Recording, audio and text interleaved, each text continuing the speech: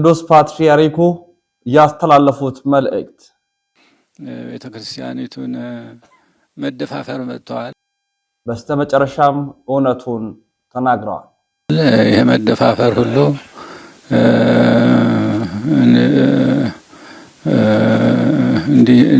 እንዲታገሱን በእውነቱ ይሄ ነገር እጅግ ያስቀይማልና ቤተክርስቲያን የተወደዳችሁ ውድ ቤተሰቦቻችን ኦርቶዶክሳውያን እንዴት አላችሁ? እንዴት ቆያችሁ? እንዴት ሰነበታችሁ? ሰላማችሁ ብዝት ይበል።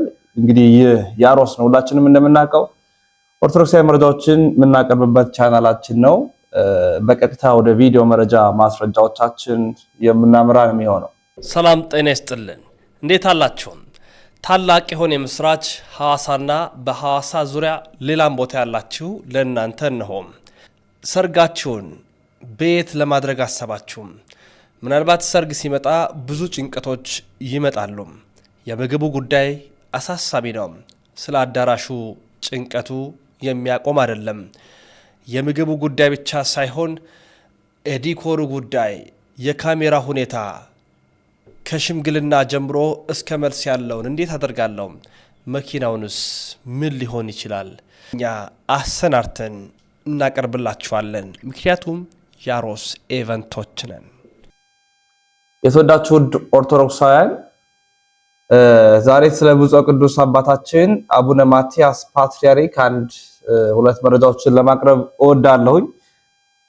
እሳቸውን እንግዲህ ቅዱስነታቸውን የእንኳን አደረሰው መልእክት ለማስተላለፍ በኢትዮጵያ ኦርቶዶክስ ተዋሕዶ ቤተክርስቲያን የመንበረ ፓትርያርክ ጠቅላይ ቤተ ክህነት ዋና ስራ አስኪያጅ የሆኑት ብፁዕ አቡነ ሳዊሮስን ጨምሮ የመንበረ ፓትርያርክ ጠቅላይ ቤተ ክህነት አስተዳዳሪዎች፣ የሥራ ኃላፊዎች፣ የገዳማት አድባራት አባቶች ተገኝተው ብፁዕነቶን ቅዱስነቶን እንኳን አደረሰው ብለዋል።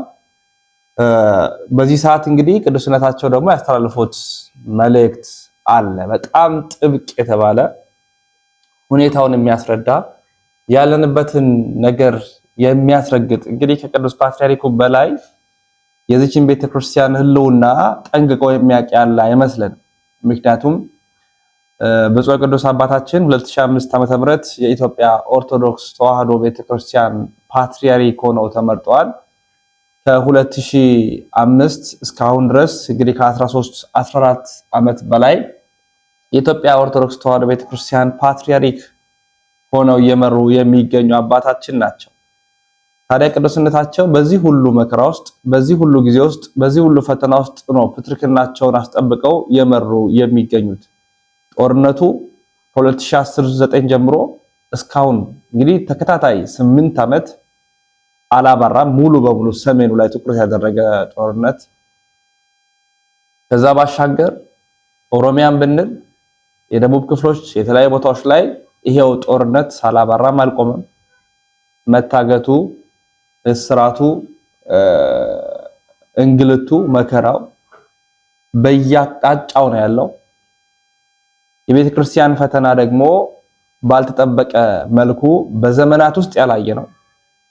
በትውልድ ውስጥ እንኳን በታሪክ ውስጥ ያላወቅ ነው፣ ያላየ ነው፣ ያልሰማ ነው። የመፈንቅለ ሲኖዶስ የሚለው ጉዳይ በሌሎች ኢስተርን ኦርቶዶክስን ጨምሮ በሌሎች ኦርቶዶክሳውያን ዘንድ የምናውቀውን ታሪክ በአገራችን ኢትዮጵያ የተመለከትንበት ቅጽበት እንደነበር አይዘነጋም።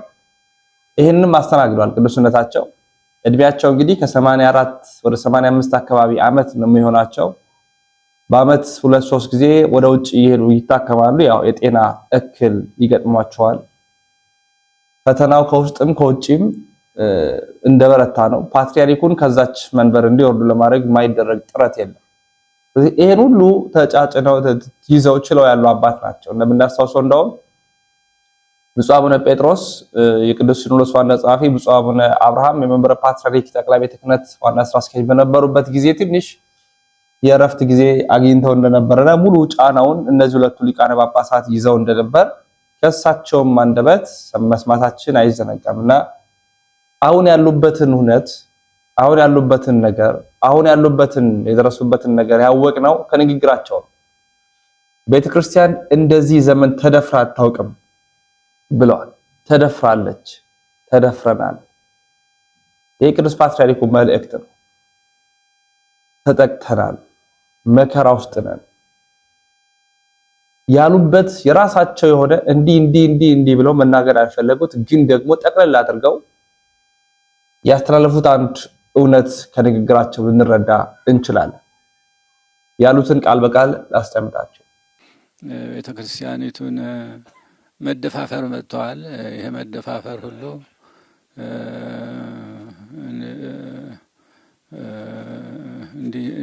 እንዲታገሱን በእውነቱ ይሄ ነገር እጅግ ያስቀይማልና ቤተክርስቲያኒቱ ክብሯ ልዕልናዋ የሃይማኖት ተቋም ናት እና የሃይማኖት ተቋም መብቷ መጠበቅ አለበት፣ ልዕልናዋ መጠበቅ አለበት፣ መከበር አለበት እና ስለዚህ ጸሎታችንንና ልመናችንን ወደ እግዚአብሔር ማቋረጥ የለብንም እና መበርታት አለብን፣ መጽናት አለብን። ጠንክረን ቤተክርስቲያኒቱን ማስከበር አለብን። መብታችንም መከበር አለበት። እንዲህ አይነቱ እንደምናየው ትንሽ መደፋፈር መጥተዋልና ያው እንግዲህ እግዚአብሔር ከእግዚአብሔር ጋራ እኛም ብንሆን እንደው በተቻለ መጠን ቤተክርስቲያኒቱን ማስከበር መጠናከር አለብን። የሀገሪቱን ሰላምና አንድነትም እንዲመለስልን በሁሉም በኩል በዝቷል፣ ነገሩ ሁሉ በዝቷል፣ መከራው በዝቷል፣ ችግሩ በዝቷል። ስለዚህም ሁላችንም እስቲ ወደ እግዚአብሔር መጸለይ ነው።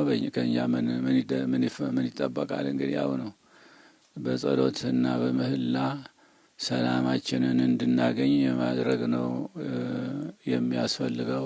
ጠንክረን ቤተክርስቲያናችንን ማስጠበቅ አለብን ብለዋል። መብቷ ተደፍሯል፣ ልዕልናዋ ተደፍሯል። የራሳቸው የሆነ ምክንያት አላቸው። በተደጋጋሚነት የሚሰሙት፣ በተደጋጋሚነት የሚደርሳቸው፣ በተደጋጋሚነት የሰሙት አንድ የሆነ ነገር ይኖር ይሆናል። እኛ ማናቀው፣ እሳቸው ግን የሚያውቁት በዚች ቤተክርስቲያናችን እየደረሰ ያለውን መከራ በዝምታ ለማለፍ የወደዱበት መንገድ ጠቅላላ አድርገው ለማስተላለፍ የወደዱበት ግን ደግሞ ብዙ በውስጣቸው የያዙት ነገር እንዳለ ንግግራቸው ያሳብቃልና ብፁዕ ቅዱስ አባታችን እንግዲህ አንዳንድ ጭምጭምታዎች አሉ። ያው የፕትርክናውን መንበር ከመውረድ አንጻር የሚደረጉ ነገሮች እንዳሉ እየሰማን ነው። ያው መረጃዎችን ስናሰባስብ እናቀርብላችሁ ቢሆንም ቅዱስነታቸው ላይ ግን እየተደረገ ያለው ነገር ትንሽ የሚያም፣ በተለይ ደግሞ በቤተክርስቲያናችን ላይ የደረሰ ያለው ነገር እጅግ አሳሳቢ፣ ትኩረት ሰጥተን ልንከታተለው የሚገባው፣ በዝምታ ነገሮችን ምናልፍበት እንዳልሆነ እንድትረዱ እሻለሁኝ፣ እንድናውቅ እወዳለሁ። በዚህ አጋጣሚ ትኩረታችንን መንበረ ፓትርያርክ ብፁዕ ቅዱስ ፓትርያርኩና እዛ አካባቢ ላይ ልናደርግ ይገባል። ያው ይሄ አሁን ቅዱስነታቸው ማግኘት የነበርንበት ቦታ ላይ ያየናቸው፣ ለምሳሌ ቁልቢ ቀርተው አያውቁም። አዲስ አበባ ላይ ከቅድስተ ማርያም ውጪ ሌሎች ቦታዎች ላይ የሚሄዱባቸው አጋጣሚዎች ነበሩ። ያንን ማላየንም። አላፋት ዝማሬ እንኳን ብናነሳ እዛ ላይም ታድመው ነበር፣ ግን ይሄኛውንም በዚህኛውም አላየናቸውም። ምናልባት ጥምቀትም እንደዚህ ሊሆን ይችላል ብለን እናስባለን። የሆነ ከጤናቸው ጋር በተገናኘም ነገሮች ቢሆኑም ደግሞ በዛ ልክ ከባድ የሆኑ ነገሮችም ሊሰሙ ይችላሉና አይኖቻችንን አባታችን ላይ እናድርግ የሚል መልእክት ለማስተላለፍ ወዳለው። ሌሎች መረጃዎችን እንደሚከተለው ላቅርብላችሁ። ግዕዝ በጠቀሰ ቁጥር እንደ ሊቅ እየቆጠሩ እንዴ ግዕዙን ከሱ በላይ ግዕዝ ቋንቋነቱን እንኳን ይረሱታል ሰዎች። ግዕዝ ቋንቋ ነው። በአንድ ወቅትም አገሪቱ ስትናገርበት የነበረ ቋንቋ ነው። ስትጽፍበት ስታመሰጥርበት የነበረ ነው። ሌላው ሲተወው ቤተክርስቲያኒቱ ደግሞ ሁልጊዜም ቢሆን ሀብት ጠባቂ ናትና አክብራ ይዛ በመገኘቷ ግዕዝ የቤተ ክርስቲያን ቋንቋ ሆኖ እናገኘዋለን። ግን ግዕዝ ያወቀ ሁሉ አማኝ ነው ማለት አይደለም። ግዕዝ ያወቀ ሁሉ አይሳሳትም ማለት አይደለም። ግዕዝ ያወቀ ሁሉ አይክድም ማለት አይደለም። ብዙ ምዕመናን የሚሳሳቱት ግዕዝ ጠቅሶ ሲነግራቸው ይሄማ የመጨረሻው ሊቅ አይደለ እንዴ? ይሄማ ካለ እውነት ነው እኔ ተሳስቼ ነበር በማለት ብዙዎቹንም እያጣናቸው ነው። በተለያየ መንገድ የሚሄዱት እንዳለው ነው። ስለዚህ በሃይማኖት እንጽና። ሃይማኖት ምንጊዜም አንዲት ናት። አንዲት ናት።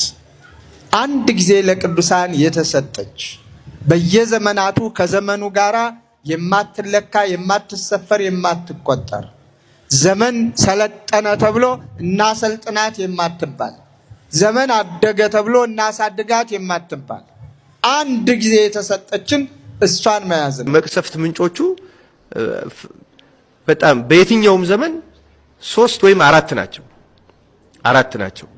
ምሳሌ 3 ካደረግናቸው አንደኛው የምእመናን ኃጢያት ነው። የምእመናን ኃጢያት የሚባለው ከምእመናን ምን አይደለም። የመጀመሪያውና ትልቁ ኃጢያት ለመቅሰፍት የሚጋብዘው ትዳርን አለማክበር ነው። ለቤተሰብ አክብሮት አለመስጠት። አሁን ዓለምን አይተው እንደሆነ ይሄ ጌ በለው ምን በለውና እስከ መጨረሻው ባልና ሚስት የሆኑት እንኳን ክርስቲያኖቹ እዛ ላይ ነው ችግር የሚገጥመው። ዓለምን ሰይጣን አንዱ እየመታው ያለ በዚህ በትዳር በኩል ነው። ይሄ አንዱ መቅሰፍት የሚያመጣ ተጨባጭ ምክንያት ነው። ትዳርን ማክበር ለኛም ክርስቲያኖች በጣም ጠቃሚ ነው። አመጻ ነው። አመጻ ከአመጻ ብዛት የተነሳ የሚለው ነው እያስፋፋ ነው ያለ ነው።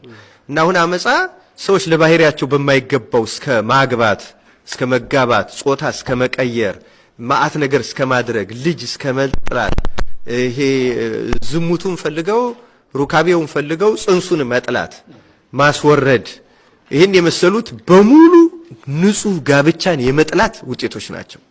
ጋብቻ ደግሞ የእግዚአብሔር ቤተክርስቲያን ነው እና ቤተክርስቲያኑ አንዱ ማፍረስ የምንለው መላከ ሰላም ቅድም እንዳሉት እንዲያውም ህያው ቤተክርስቲያን እየፈረሰ ያለው ይሄ ነው። አንደኛው ይሄ ነው። ሁለተኛው በጣም መሰረታዊ የምትለው የካህናት ኃጢያት የሚባለው ነው። የካህናት ኃጢያት ምንድነው? የራሳቸውን ክህነት ማቅለል ነው። የራሱን ክህነት ለጥቅም ብሎ አሁን ቅድም እንዳልነው ለጎሳ ለብሔር ለምን ለተለያየ ምክንያት እንዲህ ነው አልዘረዝርም። ይሄ የምእመናን ትዳር ማቅለልና ማርከስ መጸየፍ የካህናት ከጥቅም ከኑሮ ከምናምን ሁኔታ ክህነትን ማቅለል ማርከስ ማዋረድ ነው። ሶስተኛው ከፍ ያሉትም እስከ ጳጳሳትና በላይ ያሉት ደግሞ ቅድም ያላቸው መሰረት አድርገው መወሰን ቀኖና ቤተክርስቲያንን መጣልና የግል ጥቅምን የአካባቢ ጥቅምን የብሔር በለው ናሽናሊቲ በለው ሀገርም ቢሆን ለምሳሌ ኢትዮጵያና ኤርትራ ሀገሮች ናቸው። ግን አንድ የኢትዮጵያ ሲኖዶስ ኤርትራን እንደ ሌላ ጠላት አይቶ ወይም ግብጽን አይቶ እንደ ጠላት ቆጥሮ ምክንያቱም ግብጽና ኢትዮጵያ የፖለቲካ ኢኮኖሚ ግጭት አላቸው። አንድ ሲኖዶስ ያን መሰረት አድርጎ መጣላት አይችልም በምንም መንገድ። ያ ናሽናል ኢንተረስት የአንድ ሲኖዶስ ጉዳይ አይደለም። ለሀገሩ ይቆማል። በሀገሩ ላይ የሚፈጸመውን ግፍ ሊቃወም ይችላል። ግን እንደ ፖለቲከኞች የሌላውን ሀገር ጥቅምና የዚያውን ህዝብ ጉዳት ሊደግፍ አይችልም። በእውነቱ እንዲህማ ከሆነ ከፖለቲከኝነት በምን ይለያል? ምን ጥቅም አለ? አንድ ሃይማኖተኛ ናሽናል ኢንተረስት ከያዘው ሃይማኖተኛ ነው ማለት አይቻልም በእውነቱ በምንም መንገድ። እና ቀኖና ቤተክርስቲያን ያኔ ኮምፕሮማይዝ ይደረጋል። ለዛ ነው አሁን በዩክሬን የታየው በእኛም ሀገር እየታዩ ያሉት እንደዛ ነው። የፖለቲካ ኢንተረስት ይሄ ሶስተኛው በከፍ ባሉት ይሄ የሚደረገው አንዱ የመቅሰፍት ምንጭ ነው። አራተኛው የዓለም በአጠቃላይ ከእግዚአብሔር ፊቱ ማዞር ነው። እግዚአብሔር እንደ ሁለተኛ ማለት ግን እነዚህ ሶስቱን ብታያቸው እግዚአብሔርን ዞር ማድረግ ነው። በነገራችን ላይ ትዳሩን አንድ ሰው የማያከብረው ከሆነ ካህን ክህነቱን የማያከብረው ከሆነ ጳጳስ ፓትርያርክ ቀኖናውን የማያከብረው ከሆነ በዚያ የማይመራ ከሆነ ሌሎች ኢንተረስቶችን ካወ ይሄ እግዚአብሔርን ዞር ማድረግ ነው።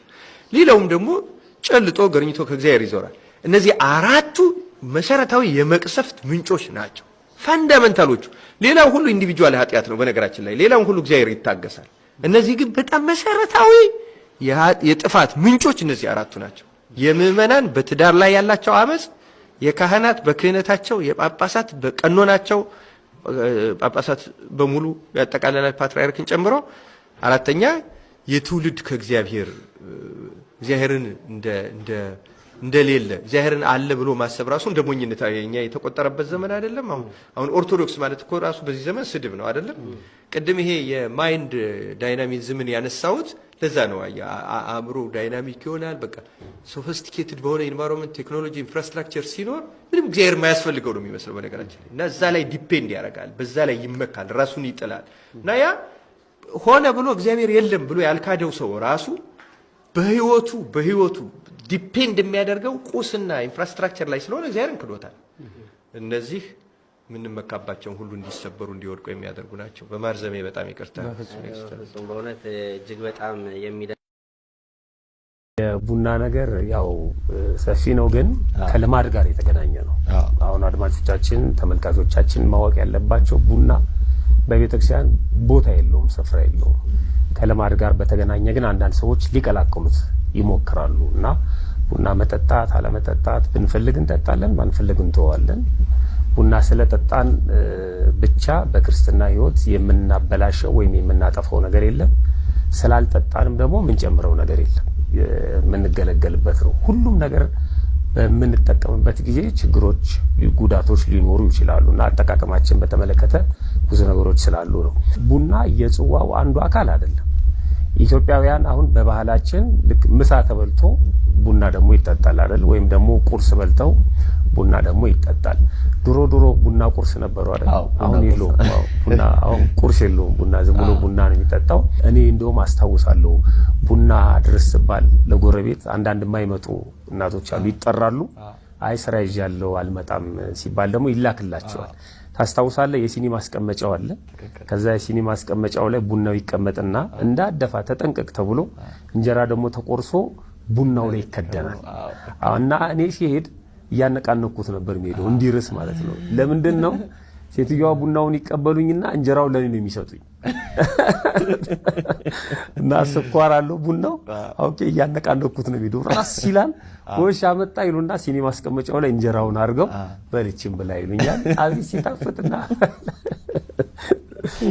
ሰው የቡና ቁርስ በልቶ የሚውልበትም አጋጣሚ ነበርና ጥሩ ነው። ማህበራዊ ህይወትን ያቀራርባል፣ ያነጋግራል። ያጡ ሰዎች እንዲጠቀሙም ያደርጋል። እንግዲህ አስብ፣ አንድ ሰው በቀን 3 ጊዜ የሄደ ቡና ከጠጣ 3 ጊዜ ቡና ቁርስ ከተመገበ በዛው የሚኖር ሰውም ሊኖር ይችላልና አሁን ይሄ ባህል እየቀረ መጥቷል። በእርግጥ ከጥንቆላው ጋር ከምን ጋር የሚያገናኙት አለ፣ ግን በንጽህና የሚጠጣበት እንደሞ ሁኔታ መርሳት የለብንም። በዓለም ሁሉ እያስተዋወቀን ያለው የቡና ሴሪሞኒያችን ነውና ጽዋ ላይ እንደ አንድ አካል ሆኖ አይቀርብም። ግን ጽዋ የሚጠጡ እናቶች ጽዋውን ከጠጡ በኋላ ሰብሰብ ብለው ደግሞ ቡናውን ጠጥተው የሚለያዩበት ሁኔታ አለ። አንዳንድ ጊዜ ደግሞ ጎረቤት ነው የሚፈላው ቡናው ማለት ነው። ከዛ ይመጣላቸዋል። ጽዋው የራሱ የሆነ ዝግጅት ስላለው ይበላል፣ ይጠጣል፣ እዛ ጸሎት ይደረጋል። ጽዋውን ጠጥተው ነው የሚሄዱት። ቡና መጠጣት የሚፈልጉ ግን ጎረቤት ደግሞ እኔ ቡና ፈላለሁ የሚሉ ሰዎች አሉ። መተው አጠገባቸውም ሊያፈሉ ይችላሉ። ስለዚህ ይሄ በጽዋ ላይ ይፈላ አይፈላ የሚል የለም። እንዳልኩት ከቤተክርስቲያን ስርዓት ጋር አብሮ ማሄድ ስለሆነ ከጽዋው ጋር መቅረት የሌለበት ባለፈውም ስናሰምር የነበረው ጸሎት ነው። መልአክ ከሆነ ድርሳኑ መደገም አለበት። ቅዱስ ጻድቅ ከሆነ ደግሞ ገድሉ መነበብ አለበት። ጸሎት የማይቋረጥ ነው፣ ማንደራደርበት ነው። መብል መጠጡም እንደ አቅማችን ይሆናል። ዝክሩ እንደ አቅማችን ይሆናል። ዝክር መኖር አለበት፣ ግን እንደ አቅማችን የሚሆነው። ቡና ግን ይኑርም አይኖርም የምንለው አይደለም። ቢኖርም ችግር የለውም፣ ባይኖርም ደግሞ ልክ እንደ ጽድቅ አድርገን የምንቆጥረው አይደለም። እና እህታችን የተወደዳችሁ ቤተሰቦቻችን እንግዲህ የዛሬ መረጃዎቻችን ይህን ይመስላሉ። በሌሎች መረጃዎች እንመለሳለን። ሰናይ ቆይታ ይሁንላችሁ።